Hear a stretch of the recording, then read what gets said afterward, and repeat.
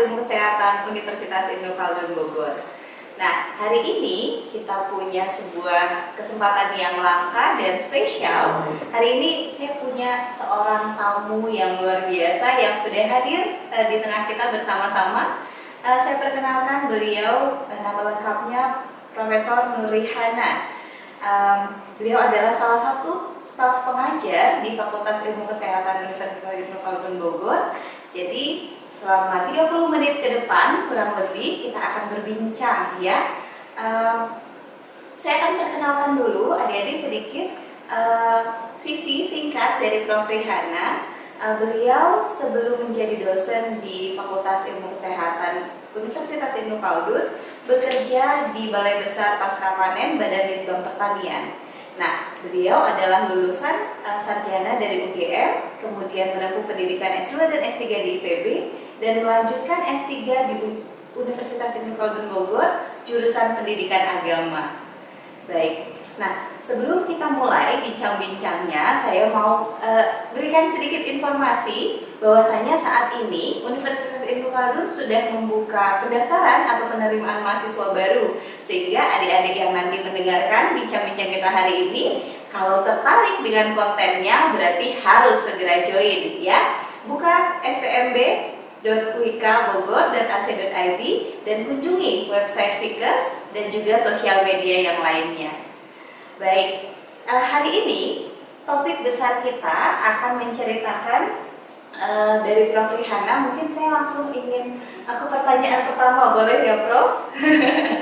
Baik, sebelumnya Prof apa kabar? Baik, sehat. Alhamdulillahirabbil alamin. Bisa saya lupa menyapa ya.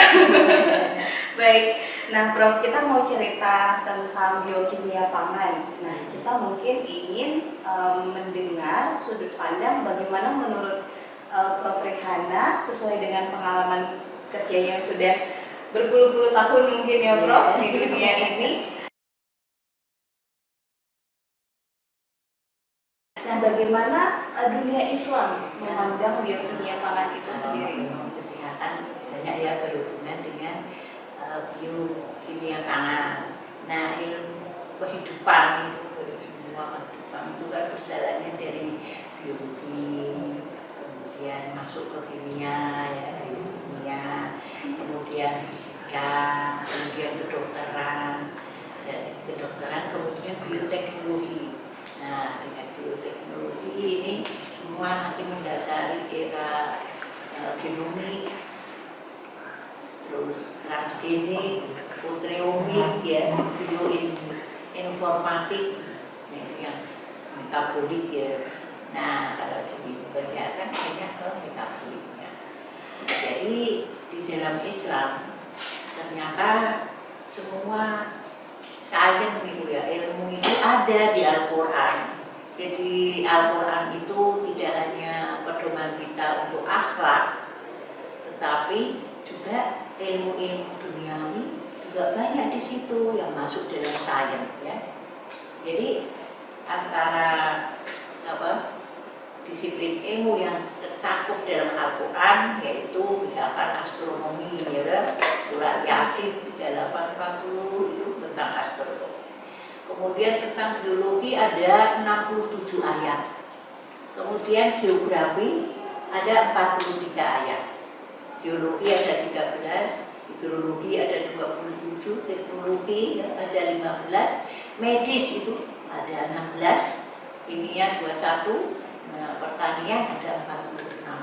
Nah itu, jadi ilmu-ilmu dunia itu sebetulnya juga ada di dalam Al-Quran. Berarti memang ya, kita tidak harus lepas dari Al-Quran. Justru harus semakin mendalam ya, harus kita belajar di UIK kan bisa belajar sains sekaligus kita bisa mendalami dalam Al-Quran. Lulus dari UIK kita dapat ilmu banyak, juga ilmu Al-Quran juga ada gitu. Mestinya kalau lihat dari yang lain. Insya Allah. Baik, kemudian kira-kira Prof, kita pengen tahu selanjutnya terkait dengan pangan itu sendiri terdiri dari banyak zat biokimia ya Prof ya, tadi salah satunya. Nah, kira-kira kalau contoh dari jenis-jenis pangan yang paling baik untuk dikonsumsi? Nah, Ada nggak? Allah memberikan beberapa contoh ya bahan-bahan makanan yang dikonsumsi oleh Rasulullah. Kenapa itu tidak untuk percontohan kita? Ya. Karena Rasulullah selama hidupnya itu hanya sakit itu hanya 2 kali selama hidupnya. Itu yang pertama itu disihir sama orang Yahudi, orang ya. Kemudian yang kedua itu menjelang wafat. Nah itu. Jadi kesehatan Rasulullah, apa yang dimakan Rasulullah adalah teladan untuk kita. Gitu. Jadi diantaranya porsi makan. Nah, dari jenis makan yang banyak juga ada ya. Tapi yang porsi makan, bagaimana cara makan? Kalau minum jangan berdiri, kan ada ya dia tuntunan Rasulullah dalam hadis. Nah kemudian kalau porsi makan, bagaimana kalau kita makan? Nah ini kan biokimia tubuh yang masuk dalam metabolisme. Ya, metabolisme ada siklus Krebs gitu ya. Nah itu Rasulullah sudah mencontohkan dari dulu, wa kulu wasrobu wala tusrifu. Inna woha la yuhibbu musrifin. Jadi makanlah dan minumlah, tapi jangan melampaui batas. Nah, kenapa kok tidak boleh melampaui batas? Nah, karena di dalamnya ini biokimia, ada enzim, ada mikrobia yang akan merubah makanan yang kita makan.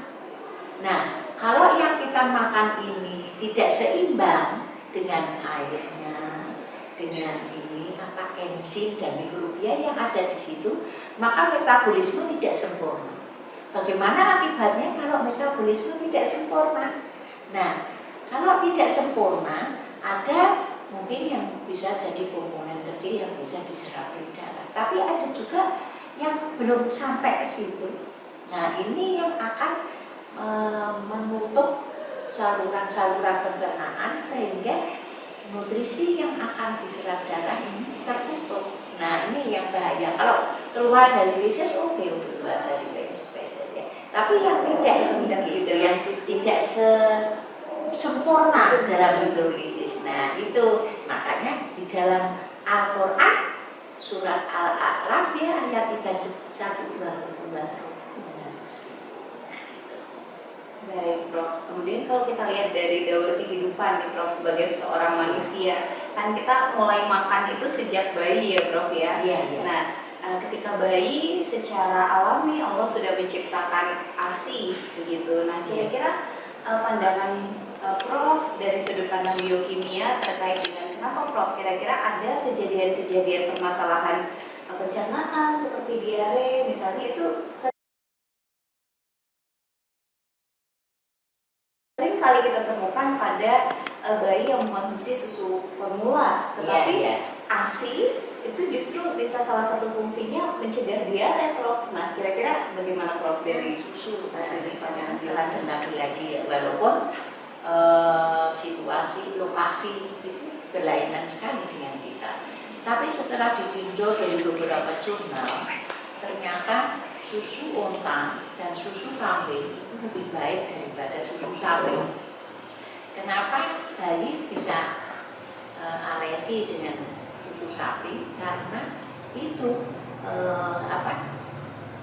ukuran globulannya itu sangat tinggi kalau sapi. Jadi kalau sapi itu sampai dari 43 tapi mungkin jarangnya yang 4,1 itu sampai 8.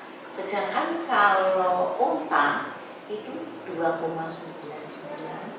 Kemudian kalau kambing itu 3, sampai 3,6 gitu. Nah ini jadi kalau unta itu mendekati ASI gitu. Nah hanya permasalahannya kalau dari segi ilmu industri semakin kecil globula itu susah untuk diinstankan gitu. Jadi kalau dilarutkan sudah nggak jadi emulsi lagi, tapi jadi larutan itu. Nah, tapi dari beberapa ilmu yang sudah dilakukan, ini ini dari beberapa negara itu sudah sukses untuk membuat, jadi nanti itu. Jadi Ada kayak alternatif bahwa ya.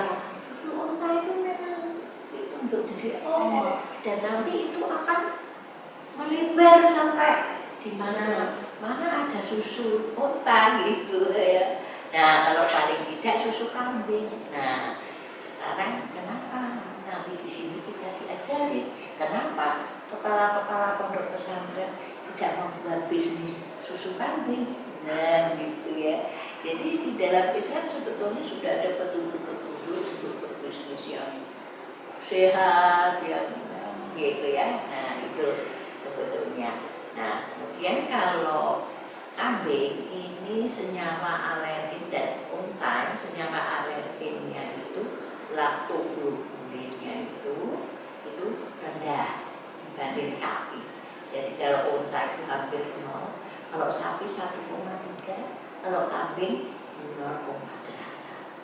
Kemudian keuntungan lain susu ini, kalau susu unta itu mempunyai zinc ya, untuk pandemi itu sekitar 590. Nah kalau yang sapi itu 0,3, Sangat jauh perbedaannya. Nah makanya itu yang pandemi dikirim susu unta saja ya, paling tidak kuda. Nah kuda itu tinggi. Jadi kan kalau di NTB itu kan ada ini ya susu kuda. Nah itu bagus juga. Sebetulnya di Indonesia untuk pengembangan susu sehat banyak. Jadi kalau Hiroshima itu mendapat Nobel bahwa susu itu tidak baik untuk apa, tapi tidak untuk unta dan kambing karena glukosilanya kecil sehingga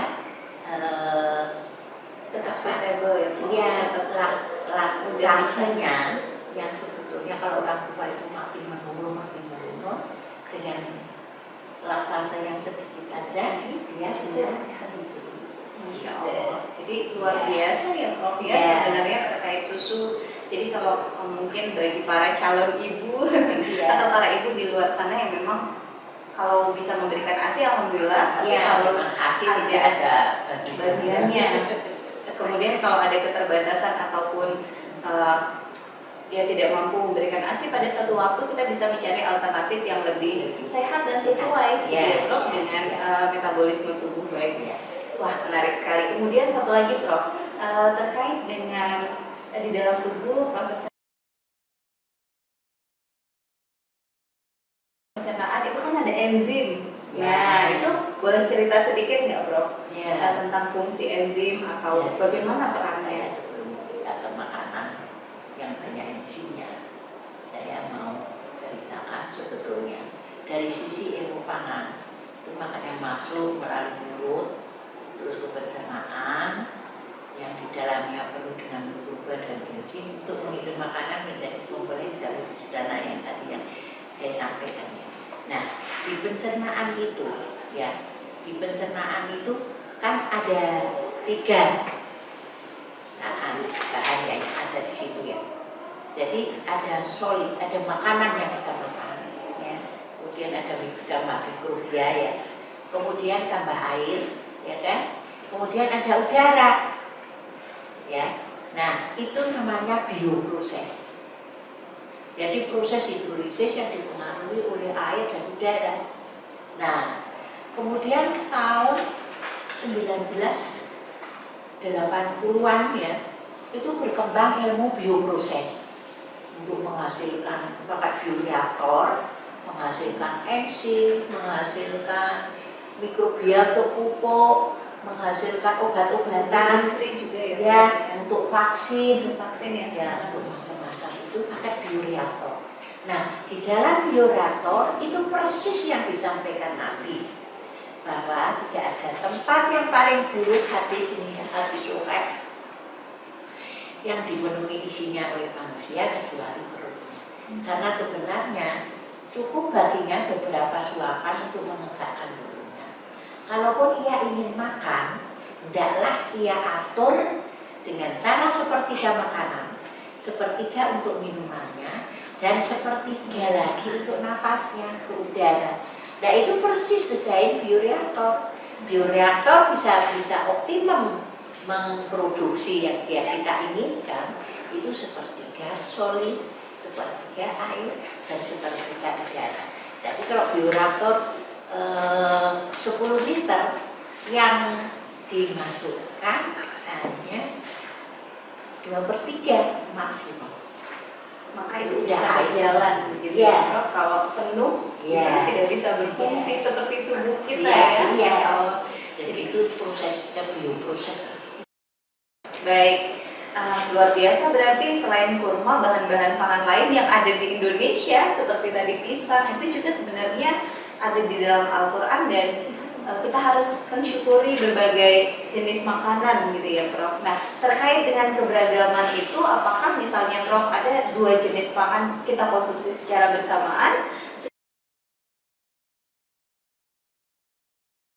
secara biokimia apakah ada proses menghambat atau justru bisa bermanfaat? Belum berminat mempelajari. Iya. Karena begini, secara logika ya, setiap pencernaan manusia itu berbeda-beda. Betul. Ya, kalau nanti di komik teknologi yang berdasarkan DNA ya, makan dan obat pun itu orang Patek sama orang Jawa akan berbeda. Betul. Ya, karena makanannya berbeda gitu ya. Jadi kalau udah yang biasa, misalkan dia itu kalau browsing ya katanya telur nggak boleh dicampur dengan daging. Nah dari kecil aku senangnya telur sama daging nggak campur gitu ya masyarakat. Iya. Tidak berakibat yang saya tahu gitu ya. Nah itu, jadi kalau yang perbedaan makanya harus campurin nggak boleh. Saya belum mempelajari lebih dalam karena ya itu tidak semua efek itu akan sama pada setiap manusia. Ada keunikan ya, misalkan merokok, ya kan? Kalau berhenti merokok itu metabolisme mikrobia yang ada di metabolisme malah bingung. Kok nggak ada rokoknya? Dia malah nggak bisa bekerja, jadi malah sakit. Dia cepat meninggal itu kalau udah tua. Tapi kalau udah masih muda berhenti merokok, tapi kalau udah tua pencernaannya yang biasa ada asap rokok, ada mikrobianya, ada mikrobia senang rokok gitu. Berarti harus berhenti merokok sejak muda ya? Iya, kalau sudah merokok dari muda. Baik.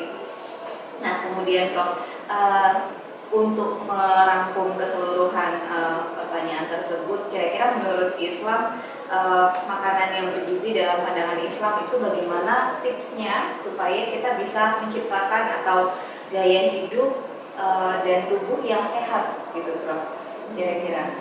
Iya. Jadi ya itu kayak tadi kita menganut Rasulullah ya. Kenapa Rasulullah kok bisa sehat? Betul. Sampai seumur hidupnya bisa cuma 2 kali sakit, kan hebat banget ya. Itu. Nah itu karena itu wakulu masroku walau itu makanan dan minuman, tapi jangan melampaui batas. Nah itu jadi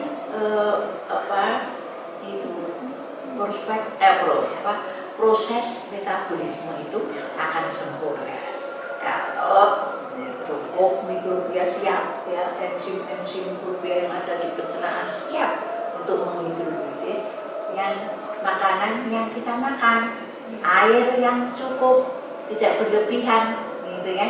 Nah itu jadi makan apa saja yang kita senangi, yang halal, tapi yang halal dan thayyibah kan, yang halal, tapi jangan terlalu banyak. 200.000 itu aja kalau anunya sebetulnya rumusnya untuk sehat. Coba kau bayangkan kalau puasa makan cendol, kurang, sumber karbohidrat semua. Padahal enzimnya belum siap di dalam tubuh. Nah itu yang membuat jadi itu mau puasa malah jadi nggak sehat. Begitu. Padahal puasa itu detoksifikasi. Semua simpanan yang buat penyakit itu akan terhidrolisis saat jam 12 sampai asar sampai maghrib kan. Nah itu yang akan detoksifikasi. Makanya hadis yang menyatakan bahwa puasa tidur itu ibadah, itu dhaif. Karena kalau tidur terus itu detoksifikasinya ada di mana gitu, nggak keluar energi, itu keluar energi di waktu siang itu akan membantu proses energi di malam hari itu mengurangi kortisol yang mungkin stres. Jadi sholat raweh, mau sahur sholat malam lagi itu membuat kita jadi sehat, hormon-hormon yang jelek tidak keluar, jadi tenang gitu. Baik. Berarti bukan sobat Pikes aja nih yang butuh healing. Sebenarnya mudah-mudahan selama Ramadan kita bisa mengajak tubuh kita melakukan tadi ya Prof, detoksifikasi.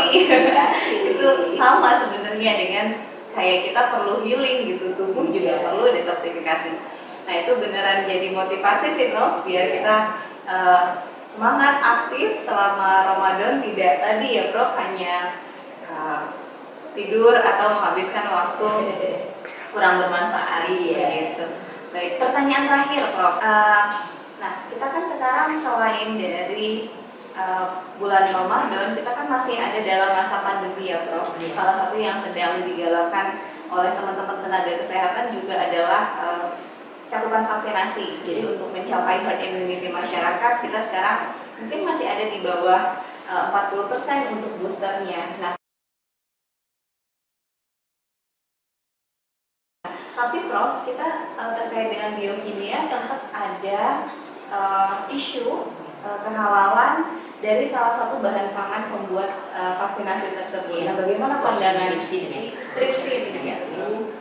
itu enzim untuk memecah media tumbuhnya mikrobia penghasil vaksin.